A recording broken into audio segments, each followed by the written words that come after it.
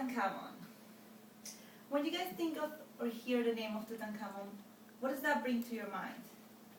Maybe that he was somebody famous during his reign, or maybe that he was a very famous pharaoh of his time.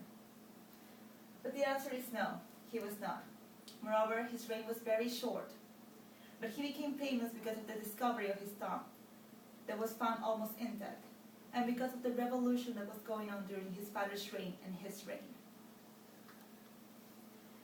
Tutankhamun, originally named as Tutankhatun, was born in the middle of the greatest revolution Egypt had ever seen. His early years were privileged and normal. He was born in 1341 before Christ and was the son of Akhenaten and one of his sisters. He had 4 sisters and 1 older brother, so he was never meant to become a pharaoh. There is a mystery about Tutankhamun's family, because he was never shown with his family together in portraits. There was always his parents and his younger sisters, his 4 younger sisters, over and over. None of the 2 children were shown with them together. So they took a very long time to figure out who were Tutankhamun's parents and who was the rest of his family. Tutankhamun's childhood was very peaceful until the age of 8. He lived a privileged childhood in which not much was demanded from him, because he was never meant to become a pharaoh. He didn't have to go through the rough training that any other soon-to-become pharaoh would have been. He only had to learn how to write, how to read the hieroglyphs, and how to write the Shariat.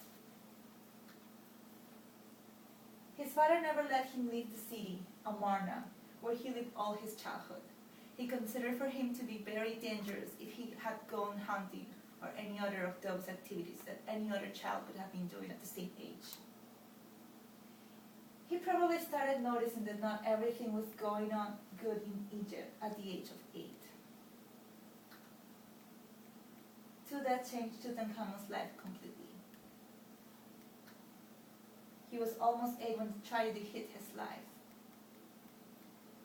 His older brother died. So now Tutankhamun would be a king. 2 years after, his father died as well, and that only rushed him to the throne, and he was yet not prepared. In order for him to become a pharaoh, he had to marry his sister, Ankhesenamun, to assume the throne. He needed the supplement of his sister's full royal blood to become a pharaoh. As he was so young, he needed an advisor to help him during his reign. There were only 3 candidates, and the only candidate that did not support Akhenaten's view was the one that had the highest rank and was the one that had to be chosen. His name was A,